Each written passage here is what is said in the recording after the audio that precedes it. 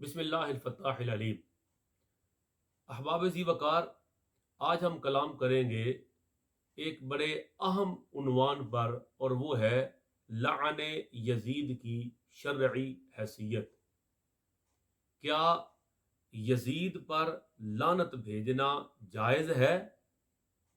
یزید لعنتی کہنا درست ہے؟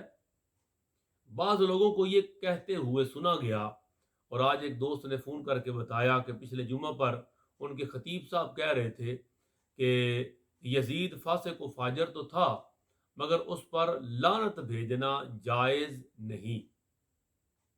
تو میں نے ضروری سمجھا کہ اس بات کو قرآن و سنت اور احادیث مقدسہ، آثار صحابہ، تابعین و تبع تابعین اور اہل سنت و جماعت کے اکابرین کے اقوال کی روشنی میں آپ کی خدمت میں پیش کیا جائے۔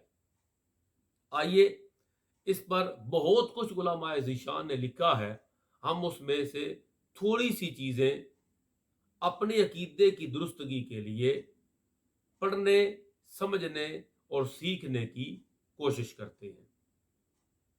پہلی بات یاد رکھیں کہ یزید کا مستحق لعنت ہونا یہ قرآن و سنت سے تلویحاً اور اکابرین امت سے صریحاً ثابت ہے۔ قرآن مجید کی جن آیات بینات سے یزید کے مستحق لعنت ہونے پر استدلال کیا گیا ہے، ان میں سے دو آیات بینات میں آپ کی خدمت میں عرض کروں گا۔ پہلی آیات کریمہ لعن یزید کی شرعی حیثیت میں لعن کے جواز پر، یہ ہے سورۃ الاحزاب کی آیت نمبر 57۔ اللہ رب العزت نے ارشاد فرمایا، اعوذ باللہ من الشیطان الرجیم، ان الذین یؤذون اللہ ورسولہ لعنہم اللہ فی الدنیا والآخرہ وَأَعَدَّ لَهُمْ عَذَابًا مُهِينًا۔ بے شک جو لوگ ایذا پہنچاتے ہیں اللہ کو اور اللہ کے رسول کو، لعنہم اللہ فی الدنیا والآخرہ، ان پر دنیا اور آخرت میں اللہ کی لعنت ہے، اور ان کے لیے عذاب مہین، ذلت والا عذاب اللہ رب العزت نے تیار کر رکھا ہے۔ کن کے لیے ذلت والا عذاب تیار کیا؟ کن پر دنیا اور آخرت میں اللہ کی لعنت ہے؟ وہ ہے جس نے اللہ کو ایذا دی، جس نے اللہ کے رسول کو ایذا دی۔ اللہ کو ایذا کیسے ہوگی؟ اللہ تو جسم اور جسمانیات سے پاک ہے۔ لا محالہ اس کا مطلب ہے کہ جس نے اللہ کے رسول کو ایذا دی، اس نے اللہ کو ایذا دی۔ اللہ کے رسول کو ایذا دینا اللہ ہی کو ایذا دینا ہے۔ جس نے اللہ کے رسول کو ایذا دی، اس پر دنیا اور آخرت میں لعنت ہے، اور اس کے لیے ذلت والا عذاب تیار کیا گیا ہے۔ اب میں نے یہ آیت کریمہ تلاوت کی ہے یزید کے لعنتی ہونے کے ثبوت میں، تو یہاں سے یزید کا لعنتی ہونا کیسے ثابت ہوا؟ جس نے اذیت دی اللہ کے رسول کو، جس نے تکلیف دی اللہ کے رسول کو، جس نے دشمنی کی اللہ کے رسول سے، جس نے جھگڑا کیا اللہ کے رسول سے، جس نے مخالفت کی اللہ کے رسول کی، جس نے بغض رکھا اللہ کے رسول سے، وہ دنیا اور آخرت میں لعنتی ہے۔ تو اس کا واقعہ کربلا شہادت امام حسین کے ساتھ کیا جوڑ ہے؟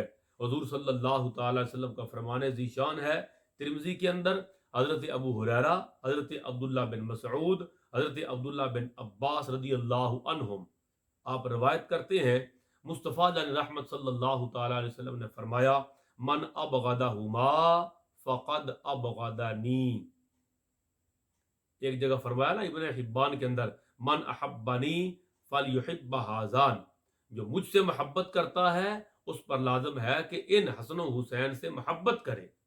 اور یہاں فرمایا جس نے ان دونوں سے بغض رکھا اس نے مجھ سے بغض رکھا. حضور فرما رہے ہیں صلی اللہ علیہ وسلم جس نے حسن و حسین سے دشمنی کی اس نے حضور سے دشمنی کی. جس نے حسن و حسین کو تکلیف دی، اذیت پہنچائی، جس نے حسن و حسین سے دشمنی کی، جس نے حسن و حسین کی مخالفت کی، جس نے حسن و حسین سے عداوت کی، جس نے حسن و حسین کو تکلیف دی اس نے اللہ کے رسول کو تکلیف دی. اور اللہ کا قرآن فرما رہا ہے کہ جس نے اللہ کے رسول کو اذیت دی وہ دنیا اور آخرت میں لعنتی ہے. آپ بتائیں کہ کیا اس یزید نے، اس کے اعوان و انصار نے یزید کے حکم پر امام علی مقام کو اور خانوادہ رسول کو اذیت اور تکلیف نہیں دی میدان کرب و بلا کے اندر؟ تو امام حسین کو اذیت دینا، امام حسین کو تکلیف دینا، یہ حضور کو تکلیف دینا ہے، اور حضور کو اذیت دینے والا دنیا اور آخرت میں لعنتی ہے. دوسری آیت کریمہ یہ ہے سورہ محمد صلی اللہ تعالی علیہ وآلہ وسلم. اس کی آیت نمبر 23 کے اندر اللہ رب العزت نے ارشاد فرمایا اعوذ باللہ من الشیطان الرجیم فہل عصیتم ان تولیتم ان تفسدوا فی الارض. پھر تم سے یہی توقع ہے کہ اگر تمہیں حکومت مل جائے تو تم زمین میں فساد کرو گے. وَتُقَطِّعُوا أَرْحَامَكُمْ اور تم رشتوں کو توڑ دو گے، قرابت داری کے رشتوں کو تم قطع کر دو گے. تو جب تم زمین میں فساد کرو اور رشتوں کو توڑ دو، اللہ کے رسول کے رشتوں کا بھی حیا نہ کرو، تو پھر فرمایا اولئک الذین لعنہم اللہ، تو ایسے لوگوں پر اللہ کی لعنت ہے جو زمین میں فساد کریں. یعنی زمین میں فساد کرنے والا لعنتی ہے. سورہ محمد کی آیت نمبر 23 کے مطابق زمین میں فساد کرنے والا، آپ کے شہر میں کوئی فساد کرے وہ لعنتی ہے. میرے شہر میں کوئی فساد کرے، دنگا و فساد کرے، لوگوں کا جینا حرام کر دے، لوگوں کا مال لوٹ لے، لوگوں کی عزتوں کو لوٹ لے، لوگوں کا جینا حرام کر دے آپ کے شہر میں اور میرے شہر میں، تو وہ لعنتی ہے قرآن کے مطابق. اور جو مکہ مکرمہ خانہ کعبہ کے اوپر سنگ باری کرے، جو حضور کے شہر میں مسجد نبوی کی حرمت کو پامال کرے، مسجد نبوی کے اندر نماز اور اذان کو روک دے، مسجد نبوی شریف کے اندر گھوڑوں کو باندھا جائے اور ان کا اندر پیشاب کروایا جائے، جو حضور علیہ الصلوۃ والسلام کے شہر مدینہ منورہ کے اندر قتل کو مباح کر دے اور دختران مدینہ منورہ کی حرمتوں کو پامال کیا جائے، حضور علیہ الصلوۃ والسلام کے خانوادے کو شہید کیا جائے، امام حسین علی مقام آپ کے رفقائے کرام 72 تن شہید کر دیے جائیں، یہ فساد فی الارض نہیں؟ امام حسین کو شہید کرنا، واقعہ کربلا بپا کرنا، یہ فساد فی الارض نہیں؟ خانے کعبے پر پتھر برسانا منجنیق سے، یہ فساد فی الارض نہیں؟ حضور علیہ السلام کے شہر کو، اس کی حرمت کو پامال کرنا اور شہر کے اندر دنگا اور فساد کرنا، یہ فساد نہیں؟ اگر یہ فساد ہے تو بالکل بغیر کسی تشریح کے جو زمین میں فساد کرے اس پر اللہ کی لعنت ہے. تو یزید نے حضور علیہ السلام کے خانوادے کو قتل کیا، اس نے مدینہ منورہ کے اندر فساد کیا، اس نے مکہ مکرمہ کے اندر فساد کیا، اس نے میدان کرب و بلا کے اندر فساد کیا، اور فسادی ہونے کی وجہ سے وہ لعنت کا مستحق ہے اور وہ لعنت کا حقدار ہے، دنیا میں بھی آخرت میں بھی. اب آپ کہیں گے کہ یہ استدلال تو آپ نے کیا. بھئی ہم آپ کے استدلال کو کیوں مانے؟ کوئی میرے استدلال کا انکار کر سکتا ہے، بالکل بسم اللہ کرے، مگر یہ میرا استدلال نہیں، یہ استدلال ہے امام احمد بن حنبل رحمت اللہ تعالی علیہ کا. حوالہ کیا ہے؟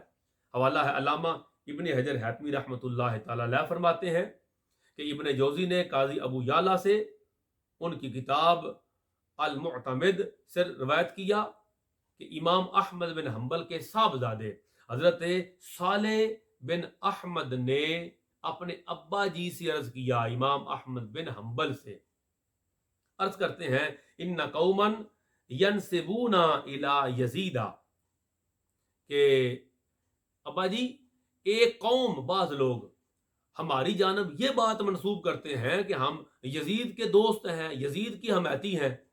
امام احمد بن حنبل فرماتے ہیں یا بنیا حل یتولا یزیدا احد یؤمن باللہ۔ امام احمد بن حنبل کہتے ہیں، لوگ کہتے ہیں ہم یزید کی حمایتی ہیں، بیٹا جو شخص اللہ پر ایمان لاتا ہے کیا وہ یزید کا حمایتی ہو سکتا ہے؟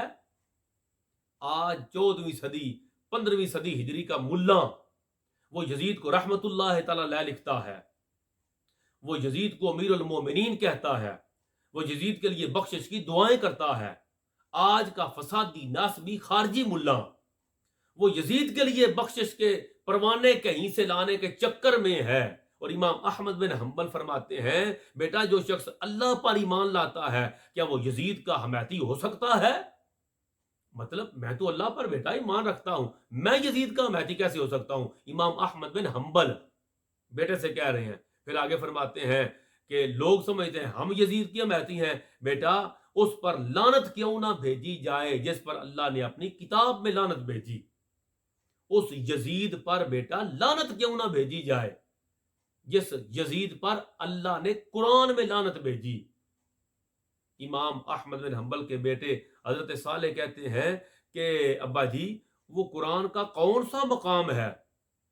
اللہ تعالیٰ نے اپنی کتاب میں کس مقام پر یزید پر لعنت بھیجی ہے؟ ذرا ابا جی اس کی تلاوت تو کریں۔ امام احمد بن حنبل فرماتے ہیں رحمت اللہ تعالی علیہ کہ اللہ کریم نے بیٹا فرمایا ہے سورہ محمد آیت نمبر 23 میں فَهَلْ عَسَيْتُمْ إِن تَوَلَّيْتُمْ أَن تُفْسِدُوا فِي الْأَرْضِ وَتُقَطِّعُوا أَرْحَامَكُمْ أُولَئِكَ الَّذِينَ لَعَنَهُمُ اللَّهُ۔ یہ امام احمد بن حنبل استدلال کر رہے ہیں، الصواعق المحرقہ کے اندر بھی موجود ہے۔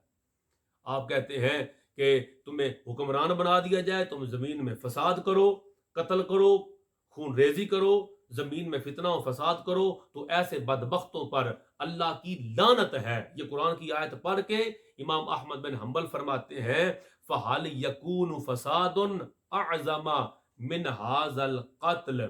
میرے بیٹا اب تم بتاؤ کہ کیا قتل حسین سے بڑا بھی کوئی فساد ہے جو زمین میں بپا ہوگا؟ ارے تمہارے شہر میں کوئی فساد کرے تو وہ بھی لعنتی ہے، میرے شہر میں کوئی فساد کرے وہ بھی لعنتی ہے، اور کوئی حسین کو شہید کرے اس سے بڑا بھی کوئی فساد ہو سکتا ہے؟ یہ استدلال کس نے کیا؟ امام احمد بن حنبل رحمت اللہ تعالی۔ آپ کے استدلال کے مطابق یہ آیت کریمہ ثابت کر رہی ہے کہ یزید نے قتل حسین سے فساد فی الارض کیا، اور فساد فی الارض کرنے کی وجہ سے وہ لعنت کا مستحق ہے۔ اب آئیے میں اس بات کو اور مضبوط کروں حضور صلی اللہ تعالی علیہ وسلم کے فرمودات کی روشنی میں۔ امام احمد بن حنبل حدیث پاک لائے ہیں، البدایہ والنہایہ کے اندر ابن کثیر بھی اس کو نقل کرتے ہیں۔ صائب بن خلاد وہ راوی ہیں عن صائب بن خلاد رضی اللہ تعالی عنہ۔ آپ راوی کہتے ہیں حضور صلی اللہ تعالی علیہ وسلم نے فرمایا من اخاف اہل المدینہ ظلما اخافہ اللہ، جو ظلم کرتے ہوئے اہل مدینہ کو ڈرائے اللہ اسے ڈرائے گا۔ اور دوسری روایت کے اندر ہے، ابن کثیر نے لکھا وہاں ہے من اخاف اہل المدینہ اخافہ اللہ، جو اہل مدینہ کو ڈرائے اللہ اسے ڈرائے گا۔ بات یہاں پہ ختم نہیں، شہر رسول میں بسنے والوں کو کوئی ڈرائے اللہ اسے ڈرائے گا، یہاں بات ختم نہیں، بلکہ فرمایا میرے آقا علیہ الصلوۃ والسلام نے فرمایا وعلیہ لعنت اللہ والملائکۃ والناس اجمعین، جس نے شہر رسول میں بسنے والوں کو ڈرایا اس پر اللہ کی بھی لعنت ہے، اس پر فرشتوں کی بھی لعنت ہے، اور اس پر ساری انسانیت کی لعنت ہے۔ جس نے شہر رسول میں بسنے والوں کو ڈرایا، تو کیا یزید نے مدینہ منورہ پر حملہ نہیں کروایا؟ کیا یزید نے مدینہ منورہ پر حملہ کروا کے اس مدینہ منورہ شہر کو 3 دن کے لیے مباح نہیں کروایا؟ ہزاروں دختران شہر مدینہ کی حرمتوں کو پامال نہیں کروایا؟ ہزاروں شہید نہیں کروائے؟ ارے مدینہ منورہ کے اندر کیا یزید نے مدینہ منورہ کے اندر بسنے والوں کو نہیں ڈرایا؟ اگر ڈرایا ہے تو پھر اس پر اللہ کی بھی لعنت ہے، اس پر اللہ کے فرشتوں کی بھی لعنت ہے، اور اس پر ساری انسانیت کی بھی لعنت ہے۔ یہاں ایک بات اور ذہن نشین رکھیں، جو حضور کے شہر میں بسنے والوں کو ڈرائے، میرے آقا نے فرمایا اس پر اللہ کی، فرشتوں کی اور ساری انسانیت کی لعنت ہے۔ ارے جو حضور کے شہر میں بسنے والوں کو ڈرائے، اگر وہ لعنت کا مستحق ہے تو حضور کے شہر میں بسنے والا اگر اسے ڈرایا جائے تو وہ ڈرانے والا لعنت کا مستحق ہے۔ حسین وہ حضور کے شہر میں نہیں فقط بستے تھے، وہ حضور کے دل میں بستے تھے۔ امام حسین وہ حضور کے فقط شہر میں نہیں بستے تھے، وہ حضور کے کندھوں پہ سوار ہوا کرتے تھے، وہ حضور کی گود میں پلا کرتے تھے۔ وہ امام حسین حضرت صحابہ کرام کی گود میں پلنے والے، حضور کی گود میں پلنے والے۔ ارے حضور کے شہر میں پلنے والے کو کوئی ڈرائے تو وہ لعنت کا مستحق ہے، تو حسین حضور کی گود میں پلنے والا، تو حضور کی گود میں پلنے والے کو کوئی ڈرائے تو کیا وہ لعنت کا مستحق نہیں ہوگا؟ تو نے کیا قرآن سے سمجھا ہے؟ تو نے کیا مصطفیٰ کریم کے فرمان سے سمجھا ہے؟ ہمیں تو یہی سمجھ آئی ہے کہ حضور کے شہر میں بسنے والوں کو کوئی ڈرائے، اگر وہ لعنت کا مستحق ہے، تو حضور کی گود میں پلنے والے حسین کو کوئی ڈرائے تو وہ بھی لعنت کا مستحق ہے۔ پھر آگے چلیں، علامہ سید محمود آلوسی رحمت اللہ تعالی علیہ، آپ کا استدلال جو تفسیر روح المانی کے اندر ہے، آپ فرماتے ہیں کہ میرے نزدیک اس یزید جیسے شخص پر لعنت کرنا جائز ہے، وانا اذهب الى جواز لعن مثله على التعیین، خاص یزید پر لعنت کرنا۔ علامہ سید محمود آلوسی فرماتے ہیں میرے نزدیک یہ جائز ہے، اور کہتے ہیں ظاہر ہے اس نے توبہ ہی نہیں کی۔ وہ کہتے ہیں اس کی توبہ کا احتمال اس کے ایمان سے بھی کمزور ہے۔ ایسے ہی جو یزید کے مامے بنے پھرتے ہیں، جو یزید کے لیے بخشش و مغفرت کی التجائیں کرتے پھرتے ہیں، جو اس کو رحمت اللہ علیہ اور امیر المومنین لکھتے پھرتے ہیں، وہ جو یزید کے حمایتی ہیں، ارے وہ کہتے ہیں کہ اس نے توبہ کر لی ہوگی۔ بھئی اس کی توبہ کا احتمال اتنا ہی کمزور ہے جتنا یزید کا ایمان کمزور ہے۔ یہ کون کہتے ہیں؟ علامہ سید محمود آلوسی۔ وہ کہتے ہیں اسی طرح ابن سعد، ابن زیاد اور اس کی ساری جماعت پر لعنت کی جائے گی۔ بس اللہ کی لعنت ہو ان سب پر، یزید پر، ابن سعد پر، ابن زیاد پر، ان کے اعوان و انصار پر، ان کے شیعوں پر، ان کے گروہ پر، ان کے ساتھیوں پر۔ اور اگلا جملہ یہ بڑا قیمتی ہے، وہ کہتے ہیں وَمَنْ مَالَ إِلَيْهِمْ إِلَى يَوْمِ الدِّينِ، اور صرف اس کے اعوان و انصار پر لعنت نہیں۔ علامہ سید محمود آلوسی فرماتے ہیں اور اس پر بھی قیامت تک اللہ کی لعنت ہو جس کا دل ان کی طرف مائل ہو۔ وَمَنْ مَالَ إِلَيْهِمْ إِلَى يَوْمِ الدِّينِ، کہا اور جس کا دل یزید کی طرف مائل ہو۔ اور اس سے بدبختی بڑی تیری کیا ہوگی؟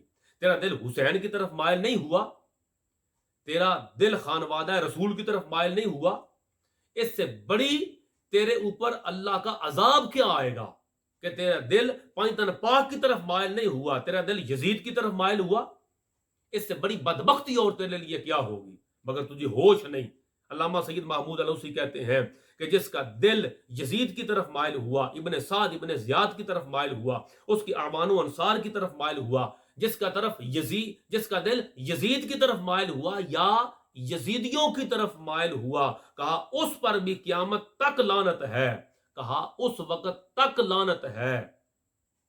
ما دمعت عین علی ابی عبداللہ الحسین، کہا اس پر یعنی جو یزید کا حمایتی ہے یا یزیدیوں کا جو حمایتی ہے اس پر لعنت ہے، اس وقت تک لعنت ہے جب تک ایک مومن کی آنکھ میں بھی غم حسین میں آنسو جاری ہے، جب تک قیامت تک کی کوئی مومن حضرت امام حسین علی مقام، آپ کے اعوان و انصار، خانوادہ رسول پر ہونے والے ظلم و ستم پر ایک آنکھ بھی جب تک پر نم رہے گی اس وقت تک لعنت ہے یزید پر اور یزیدیوں پر۔ یہ کون کہتے ہیں؟ یہ کہتے ہیں علامہ سید محمود آلوسی رحمت اللہ تعالی علیہ۔ میں حوالے دیتا جا رہا ہوں، صرف ان لوگوں کو بتا رہا ہوں کہ تمہیں آج یزید یاد آ گیا، تمہیں علی کیوں نہیں یاد آئے؟ تمہیں سیدہ فاطمہ زہرا سلام اللہ تعالی علیہ کیوں یاد نہیں آئے؟ تمہیں امام حسن کیوں نہیں یاد آئے؟ تمہیں حسین کیوں نہیں یاد آئے؟ تمہیں پنجتن پاک کیوں نہیں یاد آئے؟ تمہیں اہل بیت اطہار کیوں نہیں یاد آئے؟ تمہیں ان چار نفوس قدسیہ کی حضور کے ساتھ محبت کیوں نہیں یاد آئی؟ یاد بھی آیا تو یزید، تو پھر سن، جو یزید کا حمایتی ہے اس پر قیامت تک لعنت ہے۔ پھر ہمارے امام ہیں عقیدے کے امام علامہ سعد الدین تفتازانی رحمت اللہ تعالی علیہ۔ دیکھو کتنے واضح الفاظ کے اندر علامہ سعد الدین تفتازانی یزید پر لعنت کے جواز کے قائل ہیں۔ وہ کیا کہتے ہیں؟ کہتے ہیں فنحن لا نتوقف فی شأنہ بل فی ایمانہ لعنت اللہ علیہ وعلی انصارہ واعوانہ۔ کہتے ہیں ہم اس کے بارے میں بلکہ اس کے ایمان کے بارے میں بھی توقف نہیں کرتے۔ کہتے ہیں ہمیں نہ اس کے بارے میں کوئی شک ہے اور نہ اس کے ایمان کے بارے میں شک ہے کہ جس طرح وہ بدبخت ہے اسی طرح اس کو ایمان بھی اس کے سینے میں نہیں ہے۔ کہتے ہیں ہم تو اس کے بارے میں، اس کے ایمان کے نہ ہونے کے بارے میں بھی ہم توقف نہیں کرتے۔ کرتے کیا ہے؟ کہتے ہیں لعنت اللہ علیہ، اس پر ہم اللہ کی لعنت بھیجتے ہیں، وعلی انصارہ واعوانہ، اس کے اعوان و انصار پر بھی ہم اللہ کی لعنت بھیجتے ہیں۔ یہ کون کہہ رہے ہیں؟ یہ کہتے ہیں علامہ سعد الدین تفتازانی رحمت اللہ تعالی علیہ۔ اور اسی عبارت کو علامہ قسطلانی رحمت اللہ تعالی علیہ نے بھی اپنے موقف کی تائید میں نقل کیا۔ گویا یہ علامہ قسطلانی کا بھی موقف ہوا کہ یزید لعنت کا مستحق ہے۔ پھر آگے چلیں، اسی بات کو علامہ ابن کثیر نے بھی لکھا بڑی تفصیل کے ساتھ، وہ بھی لعن یزید کو جائز سمجھتا ہے۔ پھر امام ابو بکر احمد بن علی الجساس 370 ہجری میں بغداد شریف میں آپ کا وصال ہوا۔ احکام القرآن کے اندر امام ابو بکر احمد بن علی آپ بھی لعن یزید کے جواز کے قائل ہیں۔ اب جو بات سمجھنے والی ہے، اینڈ پر گفتگو اگرچہ لمبی ہو گئی مگر بہت سارے لوگوں کے لیے یقیناً یہ ایمان بچانے کے کام آئے گی۔ جو لوگ پوری امت کو یہ عقیدہ صدیوں سے چلا آ رہا ہے کہ یزید لعنت کا مستحق ہے، اس پر تو کبھی اختلاف نہیں رہا۔ ہاں، اختلاف اس میں ہوا کہ وہ کافر ہے یا نہیں۔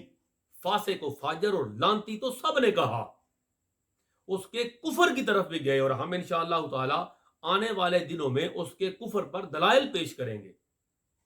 کیوں دلائل پیش کریں گے؟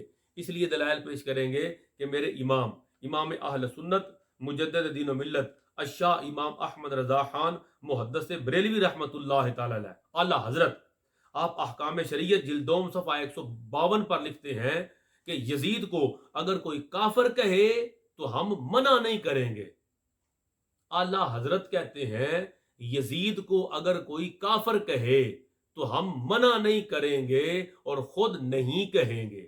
اعلی حضرت کا موقف، وہ ان کو فاسق و فاجر سمجھتے ہیں، مستحق لعنت سمجھتے ہیں، وہ کفر کے قائل نہیں۔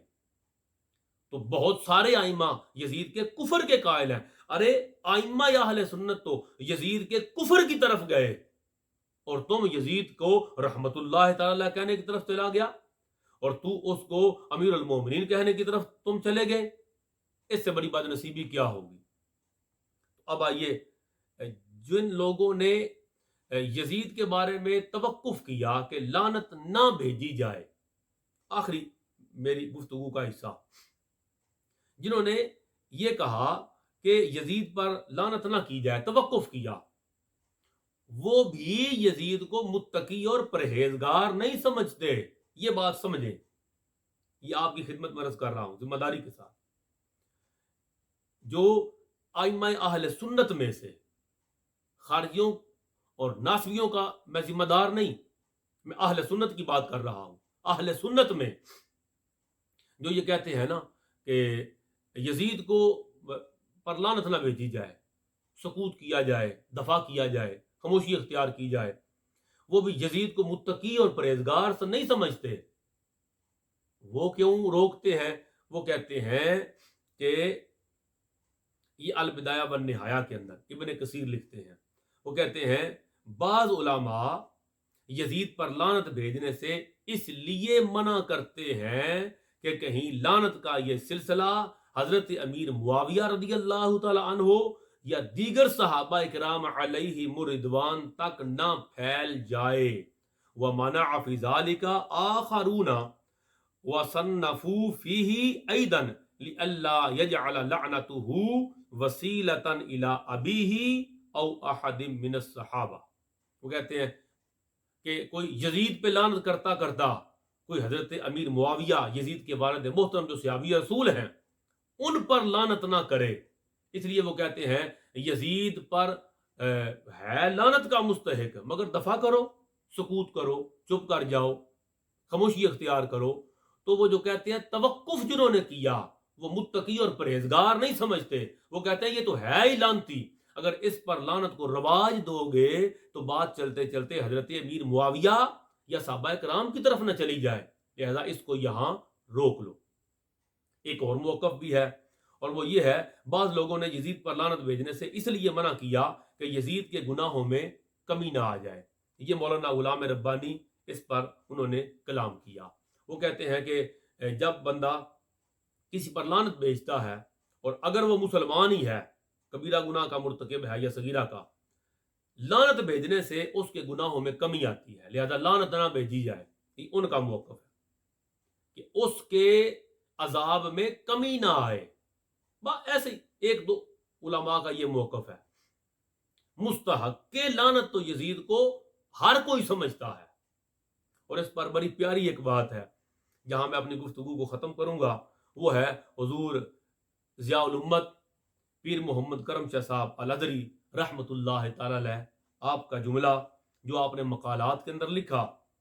وہ کہتے ہیں کہ علماء اس بات پر متفق ہیں کہ یزید لعنت کا مستحق ہے، البتہ اس کا مستحق کے لعنت ہونا اور بات ہے، اور سارے کام چھوڑ کر اس پر لعنت بھیجنے کو اپنا معمول اور وظیفہ بنا لینا یہ اور بات ہے۔ حضور ضیاء الامت فرماتے ہیں ہم اس کام میں وقت ضائع کرنا مناسب نہیں سمجھتے، اس سے بہتر یہ ہے کہ تم محمد و آل محمد پر درود پڑھو۔ مطلب کیا؟ یزید لعنت کا مستحق ہے، اس کو لعنتی سمجھو، مگر جتنا وقت اس کو لعنتی لعنتی لعنتی کہنے میں گزارنا ہے وہ وقت تم محمد و آل محمد پر درود پڑھو۔ تو خلاصہ کلام یہ ہوا کہ یزید اہل سنت و جماعت کے نزدیک قرآن و سنت اور احادیث مقدسہ کی روشنی میں لعنت کا مستحق ہے۔